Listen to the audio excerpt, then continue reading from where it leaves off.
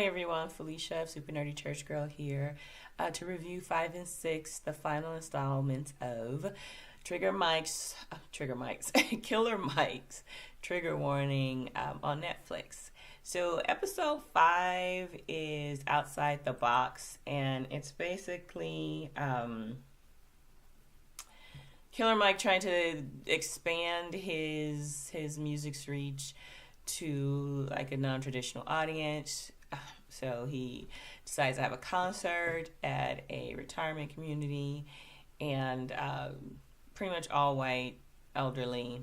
So, of course, it's kind of a setup for the old stereotypical,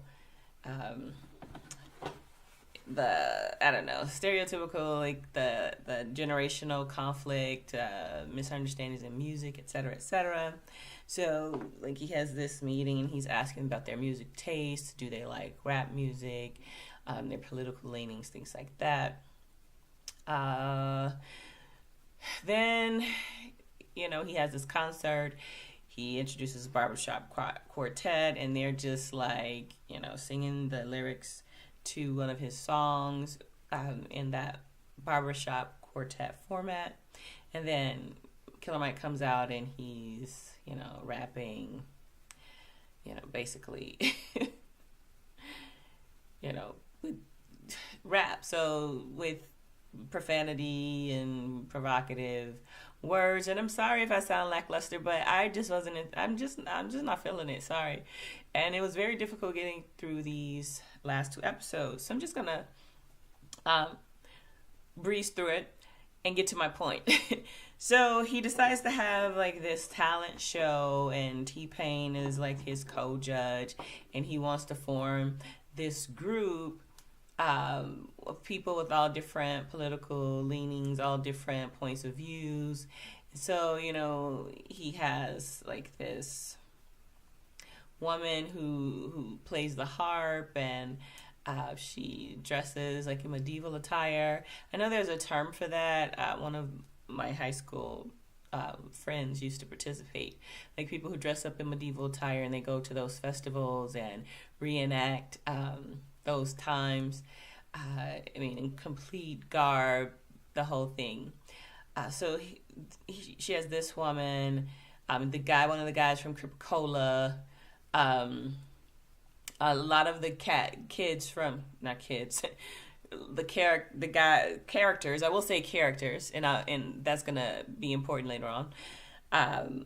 From his Church of Sleep episode, it wasn't called really. Oh, New Jesus. That's what it's called, New Jesus episode. And Mario, of course. And if you recall, Mario was from the white gang privilege episode, and he is the Puerto Rican who got into a heated argument with Killer Mike because Killer Mike challenged him on being the only brown person in the room, but spewing the most right-wing-ish type of arguments. And basically Mario's like, I'm an artist and I have a song called Outside the Box and I don't want to be put in a box. And it was something about Mario's character, because this is a scripted reality show, and that's, I think, what bugs me the most about it. But I don't want to digress about him. And it just seemed like he was too contrarian, like he was playing contrarian, and it was just like something that kind of sticks out, like the wire in one of those old mattresses or something. It's just something that just didn't mesh with like the other characters, something that just seemed disingenuous. That's the word I'm looking for.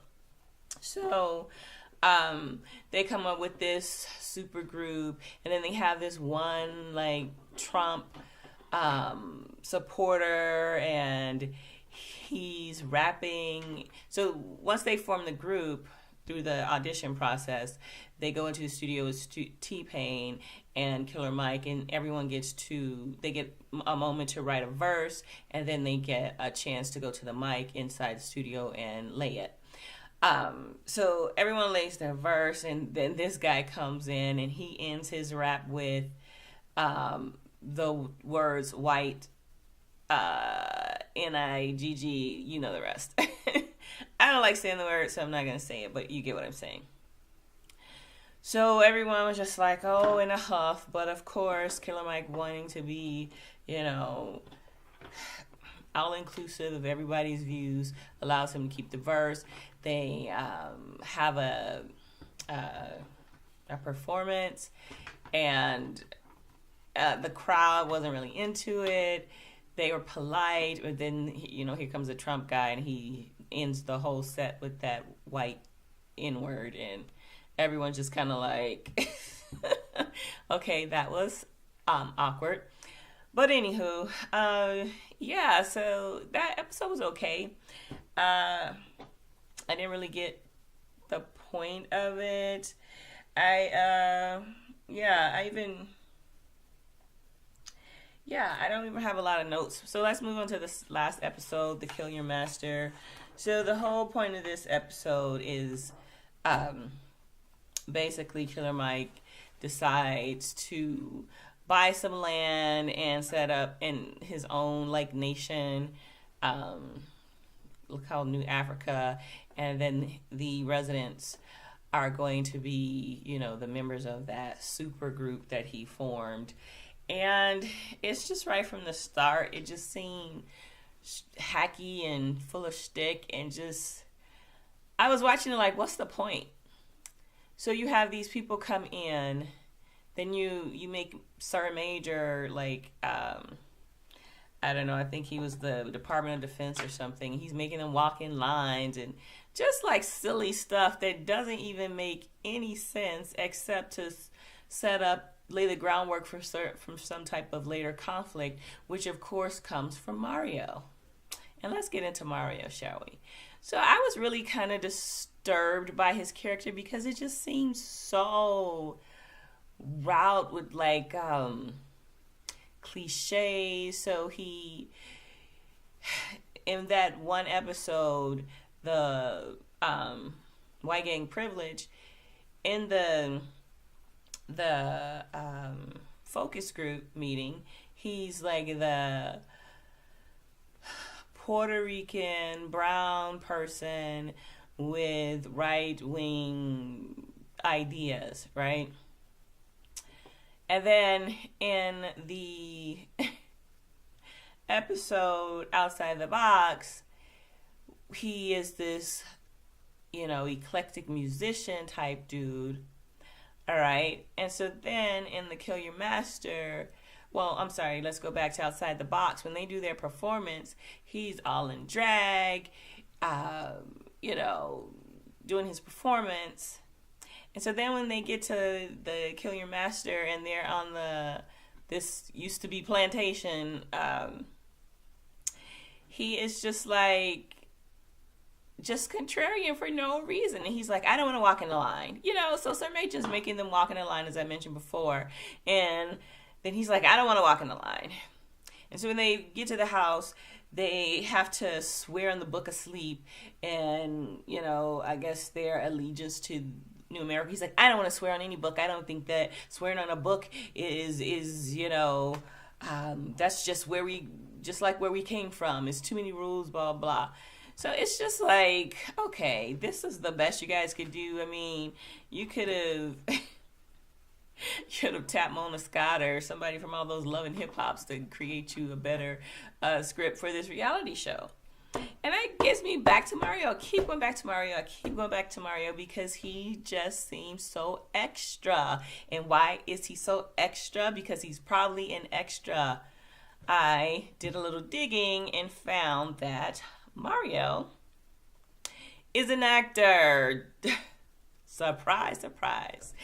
And he's the only person in the series that's listed as an actor. And he's done a lot of commercials. So that doesn't surprise me. But it lends itself to a bigger point. Maybe why I didn't like the series that much is because it just seemed so scripted. Yeah, that's what it seems.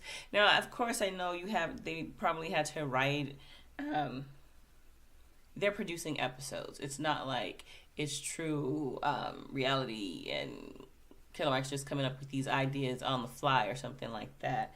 But there takes some, I don't know, some finesse to try to get it to seem normal. It just seemed like, okay, Killer Mike's this controversial type of person, rapper. We've seen it at the Bernie Sanders rallies, and he does a lot of interviews, and he's saying, he smokes marijuana, just not that that's like a big deal, now, but it just seemed like they wanted to come up with something that was provocative.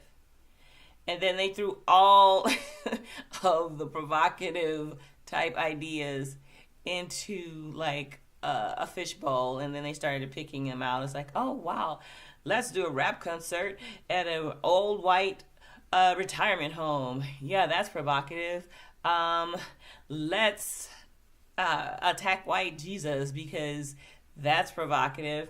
Oh, of all, let's see, before I get, let's see, what were the others? Let's try living black and only purchasing from black companies, but which, okay, I'm gonna stop there because that was actually the episode I liked the most because it was pretty, for me, thought-provoking and helped me think about, how I spend my money and how communities in general are preserved, especially when we're talking about gentrification and things like that.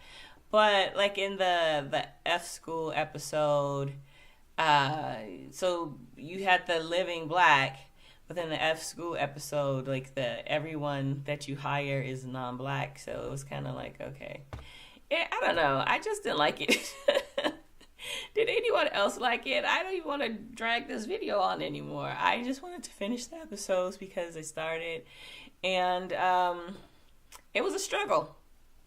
Let me know what you think. I'm losing my voice.